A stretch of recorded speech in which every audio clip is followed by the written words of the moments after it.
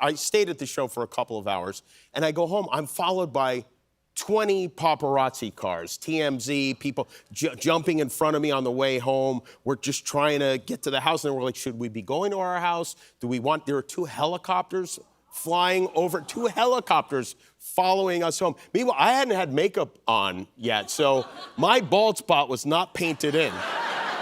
This is something I did not want America to see. Yes. Jimmy Kimmel and Stephen Colbert showed support to each other in a historic crossover event on Tuesday night. The late-night hosts appeared as guests on each other's respective shows, which were both taped in New York, and spoke out about their reactions to being pulled off the air. Kimmel's show, Jimmy Kimmel Live, which typically shoots in Los Angeles but films annually in Brooklyn for a week, was temporarily suspended following comments he made about the man accused of fatally shooting Charlie Kirk, while CBS announced over the summer that Colbert's show, The Late Show with Stephen Colbert, will end after the season finishes in May 2026. Kimmel shared details of his suspension to Colbert in his first interview since being pulled off air, as he revealed the moment he found out.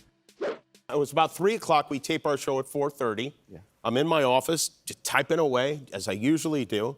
I get a phone call. It's ABC. They say they want to talk to me. This is unusual.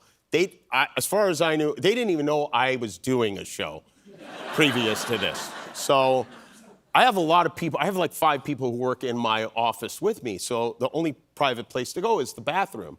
So I go into the bathroom, and I'm on the phone with the ABC executives, and they say, listen, we want to take the temperature down. We're concerned about what you're going to say tonight.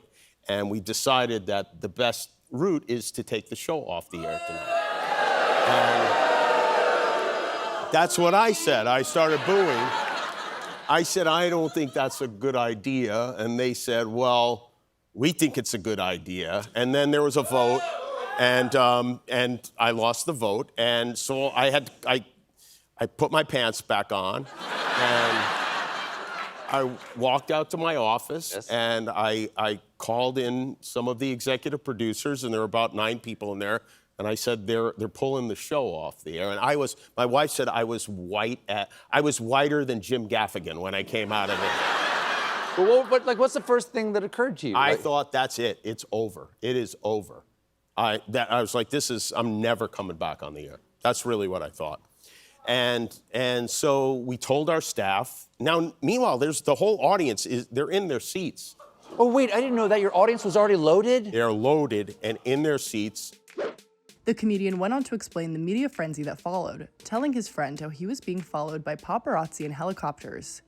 I go home, yeah, and I stayed at the show for a couple of hours, and I go home, I'm followed by 20 paparazzi cars, TMZ, people jumping in front of me on the way home. We're just trying to get to the house, and we're like, should we be going to our house? There are 2 helicopters flying over, 2 helicopters following us home. Meanwhile, I hadn't had makeup on yet, so my bald spot was not painted in. This is something I did not want America to see. Yes. We get to the house, and we're shaking, and the kids are up, and I got 2 kids, and our daughter, who's 11 years old, says, I can sell my Labubus. It was actually very sweet. Oh, that's lovely. Our son just got naked and started running around the house. Also lovely. And also lovely, yeah. And then then it was like a DUI in LA, 3 days in jail, where I couldn't say anything. Right. I just had to sit quiet and make a lot of phone calls and take a lot of phone calls. You were very kind to call me, and we spoke about this. Yes. Certainly you know well. Meanwhile, over at Jimmy Kimmel Live, Colbert also gave his first interview since the news of his show ending, and revealed that he found out from him and Jimmy's mutual manager after a vacation. He said, hey, baby, I just need to talk to you for 15 minutes after the show on Wednesday. This was on the 16th of July. And I'm like, wow, 5 minutes. 5 minutes on the phone with baby doll is an hour. Yes. So 15 minutes in person, what the hell is this about? So I said to Evie, hey, I'll be home a little bit later. I got to talk to baby. He wants to talk for 15 minutes. And I come home 2.5 hours later. And I walk into the apartment, and she goes, what happened? Did you get canceled? No. Yep. Really? I said, yes, I did. Yeah. Oh, no. Yeah. Now, he knew for a week, is that correct? While you were on Something vacation. like that. He didn't want to ruin my vacations because they told me a couple days before I got home, yeah. He then shared how his wife Evie encouraged him to tell his staff the next day. Evie goes, well, are you going to tell your staff tomorrow? And I said, oh, I don't know. Maybe I'll tell them after the summer break. Maybe I'll tell them in September. And she goes, you're going to tell them tomorrow? I said, I really don't think so. I just don't think I'm up for it. And then she goes, I'm coming to work with you tomorrow. Because I think you're telling your staff tomorrow. And we get into the building, I go up in the elevator, I walk through the offices. By the time I get to my offices, I have sweat through my shirt. Because I didn't want to know anything my staff didn't know. And I said, I'm going to tell my staff today. But then we couldn't do a show if I told them, because everybody would be bummed out and I would be bummed out. So I only told my executive producer, Tom Purcell. So the people who work on the show, a couple, like Baby knew and Carrie knew and Evie knew, but I didn't tell anybody else in the show. And then I did the whole show, including a cold up on the show. And then when I said goodnight to the audience, I said, okay, now nobody leave because we've got one more act of the show. Because I wanted to go record at the top of the show that we had been, canceled. And my stage manager goes, oh no, we're done, Steve, we're done. And I said, nope, there's one more act of the show. Please don't let the audience leave. And he goes, no boss, I got the thing here. We've done everything. And I said, I'm aware of that, and I'm here to tell you there's one more act of the show. So I went backstage, I said, everybody get on Zoom. I told everybody as briefly as I could so they wouldn't find out about it on air. And then I went back out on stage to tell everybody.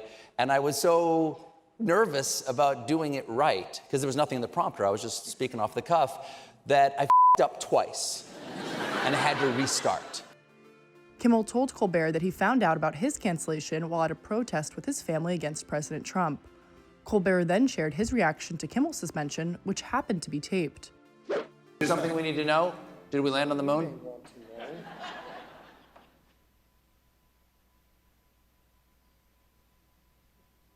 It's crazy. Jerry told me that you should know.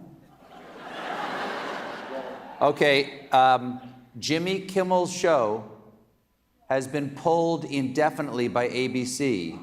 Wow. Wow.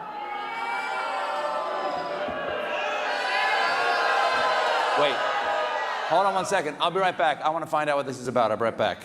So, there's no signal in the Ed Sullivan Theater.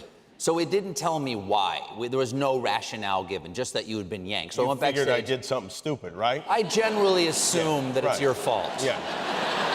I know you well enough to do that. Plus, Seth Meyers also made a cameo in Kimmel's Brooklyn show on Tuesday, and the three comedians posted a photo to Instagram referencing Trump with the caption, "Hi Donald,